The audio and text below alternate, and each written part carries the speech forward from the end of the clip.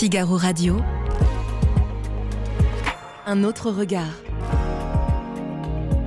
Anne de Guigné et Salomé Boulet. Figaro Radio. Bonjour Anne de Guigné. Bonjour Salomé. Cette semaine, dans votre chronique Un autre regard, retour sur le budget. Oui Salomé, et sur une partie du budget dont on ne parle pas tant que ça, celui de la sphère sociale. Salomé, vous suivez attentivement ces questions budgétaires et donc vous avez remarqué que dans la copie de Michel Barnier, donc la copie qu'il avait présentée fin 2024, il y avait pas mal d'économies sur la sphère sociale. Vous aviez la désindexation, bien sûr, qu'il a fait tomber, la désindexation des retraites sur l'inflation, des mesures de déremboursement des médicaments et des consultations médicales, les fameux 3 jours de carence supplémentaires pour les arrêts maladie des fonctionnaires. Et toutes ces mesures ont disparu à la demande du Parti socialiste dans la copie Bayrou. Et loin de là, à l'opposé, François Bayrou s'est même engagé sur une rallonge de 1 milliard d'euros des dépenses de santé. Et puis c'est le pompon. Pour la financer, il va demander aux actifs de travailler une journée de plus gratuitement. Mais alors, où sont les économies ?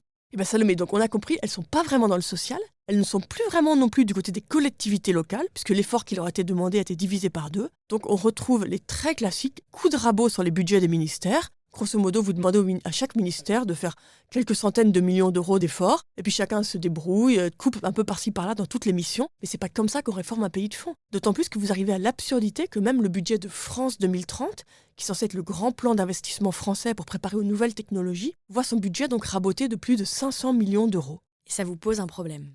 Ben oui Salomé, parce qu'à force d'être toujours dans le court terme et ces coups de rabot, on voit bien qu'on ne s'attaque jamais au fond du problème français, qui est évidemment le social. Et les sénateurs, la semaine dernière, en ont eu une démonstration assez puissante. Ils ont auditionné le patron de Michelin, Florent Ménégo, qui leur a expliqué pourquoi il avait annoncé la fermeture de 2 nouveaux sites, les sites de Cholet et de Vannes. Donc c'était fin 2024. Fermeture qui va être échelonnée cette année. Il leur a dit très simplement qu'en fait c'est plus possible pour Michelin, dans un marché très concurrentiel, de garder ces sites, parce que les salariés, pour payer ces salariés, cela coûte beaucoup plus cher à l'entreprise de garder ces salariés.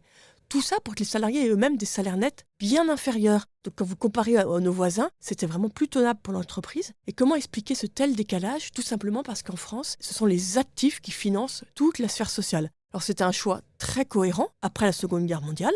Vous aviez une démographie à ce moment-là florissante. Aujourd'hui, ça nous coûte très cher en termes d'attractivité et de compétitivité, comme le montre l'exemple de Michelin. Et puis demain, ce sera tout simplement impossible. Donc en fait, Salomé, il n'y a pas le choix. Soit c'est la puissance publique qui s'attaque à la réforme de l'État-providence et de la sphère sociale, soit la contrainte viendra de l'extérieur. On voit que les marchés sont de plus en plus nerveux avec la dette française. Et donc, moi, ma crainte, c'est qu'on finisse par avoir un choc sur la dette française.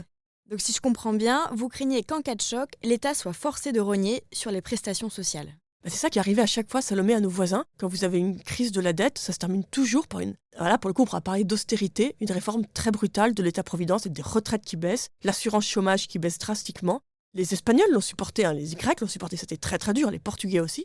Les Anglais ont eu plusieurs moments dans leur histoire où les vis ont été serrées. Et le problème, c'est que je suis pas sûre que les Français, la cohésion sociale française, tiennent le choc. C'est amusant, parce que Jules César, donc il y a très longtemps, il y a 2000 ans, déjà dans la guerre des Gaules, remarquait que autant les Gaulois sont pour prendre les armes enthousiastes et prompts, autant ils manquent pour supporter les revers de fermeté et de ressort. C'est pour ça qu'il faut que ce soit les pouvoirs publics qui s'attellent à la question. Alors que faire ? Il faut faire tout simplement pour être comme nos voisins, parce qu'ils ont réformé. Il y en a une partie qui l'ont fait sous la contrainte des marchés, puis d'autres qui l'ont fait d'eux-mêmes. Donc pour réformer, il faut commencer par dire la vérité sur les chiffres. Et François Bayrou, là-dessus, a fait du bon boulot en assumant les 50 milliards de déficit sur les retraites. Déjà, quand on partage tous le même diagnostic, c'est plus facile de réfléchir sur les moyens. Ensuite, il faut rendre de la responsabilité dans la sphère publique. Pour un patron d'établissement, c'est compliqué de diriger son établissement s'il n'a aucun moyen pour promouvoir ou sanctionner les fonctionnaires qui dépendent de lui. Donc il faut rendre vraiment des leviers d'action à tous les patrons de la sphère publique. Et puis ensuite, je pense que pour embarquer les Français dans ce mouvement, qui ne sera pas simple, en face, il faut aussi les motiver en leur promettant une pause ou même une simplification de toutes les dernières réglementations qui leur pourrissent la vie. Donc je pense aux ZFE, donc c'est les zones dans le centre urbain qui interdit aux vieilles voitures, au fameux DPU qui interdit de louer des maisons mal isolées, et même aux ZAN qui limitent les possibilités de bâtir. Ça pourrait être pour l'État une manière de motiver les Français, une promesse de simplification contre le fait qu'on aura quelques moments difficiles lors de la réforme de l'État-providence. Merci Anne de Guigné. Merci Salomé.